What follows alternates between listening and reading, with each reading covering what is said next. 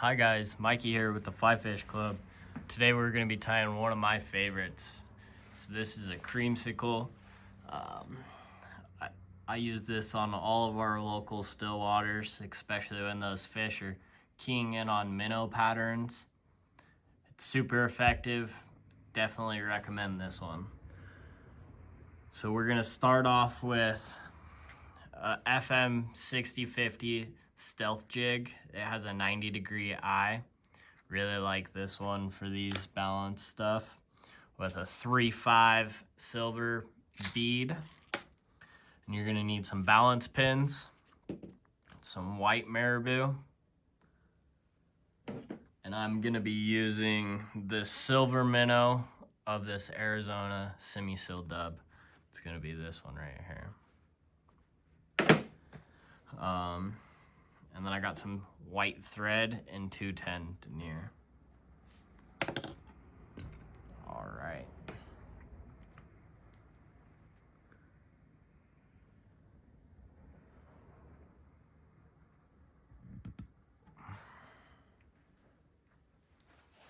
So I'm gonna go ahead and just lay down a thread base.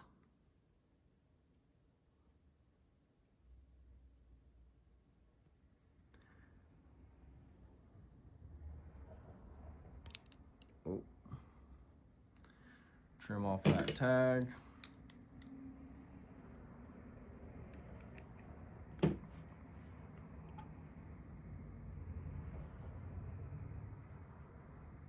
Kind of wrap it up towards the head.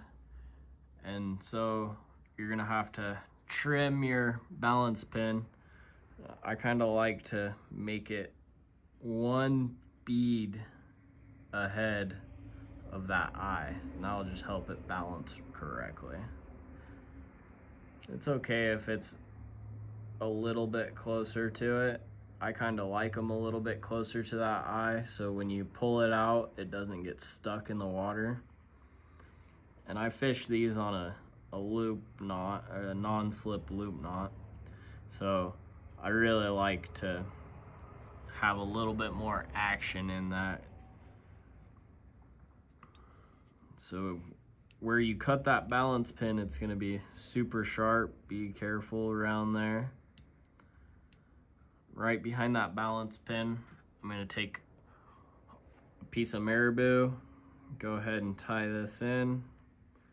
I want to make it about the same length as that shank of that hook.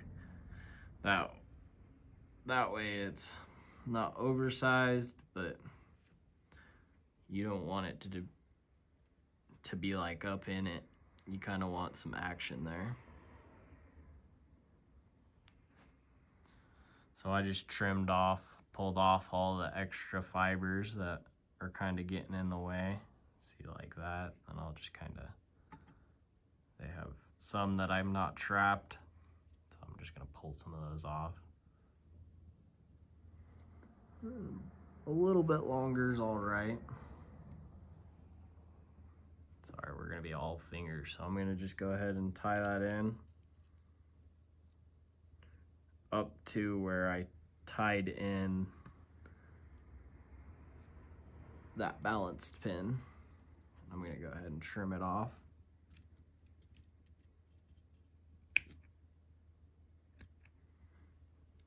And that way, it'll kind of be away from getting cut up on that sharp pin. Try to make everything kind of even-ish.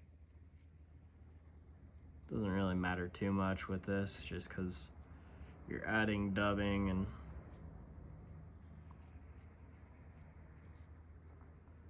so I'm gonna go back to where you can either do a dubbing loop, or I just like to split my thread and put in my dubbing in there. So I'm gonna spin it counterclockwise.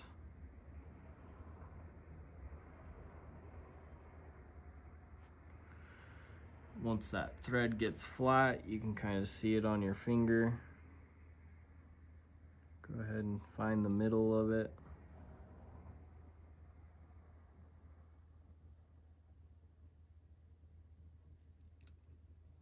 just like so. And go ahead and make it open. So you're gonna take that dubbing, I'm gonna go ahead and just go like that so I don't lose my hole. I'm gonna show you how to stack this dubbing really quick. So you're gonna take a pinch of it, pull from one side, put it on top, pull from the other side, pull it on top. And that way all these extra fibers that are loose kind of go into the middle. That way you can kind of just catch it with that thread. All right, so I got my dubbing kind of stacked up. I'm gonna go ahead and put it in my loop and just give it a good spin. So you can catch it with your finger and just go ahead and spin it. And once it comes off, it spins again. I like to do that a couple times, that way it gets all spun up. Or you can just kind of let go of it, give her a good spin.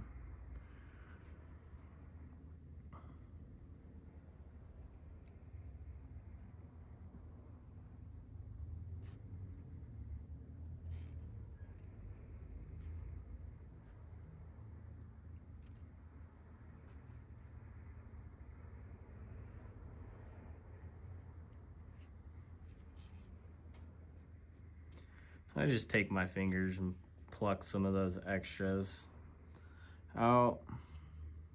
Go ahead and wind her up. Once you get to about that bead, I like to kind of pull everything back and let my thread unspin. And we're gonna take, oh, I forgot one of the things that we need for this fly. I'm gonna be using this Ice Dub UV Hot Orange. Really like this stuff for a nice hot spot. I'm gonna just take a little pinch of that. Gonna go ahead and stack it just like I showed you on that last one. That way I can tie it in without a bunch of it falling out.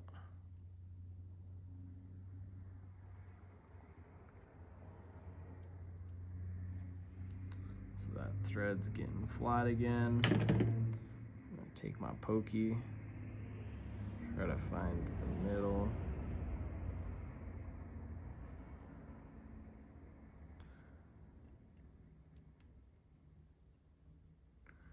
You don't need a bunch of room on this one because we're just gonna be putting in a tiny bit.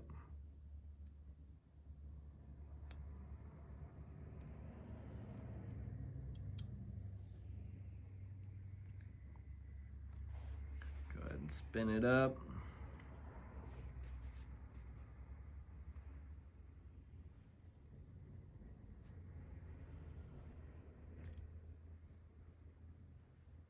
Once you get a nice tight dubbing noodle, I like to take one of my dubbing brushes, just give it a light pick. And wrap it around where the bead is. I like to kind of prune all my fibers back a little bit. And then you're done. Go ahead and whip finish her off and go and fish this fly. It's really effective. Catch a lot of trout on it. I'll fish it in the summertime for bass as well. Under an indicator, strip it in. A little bit of everything. This fly works.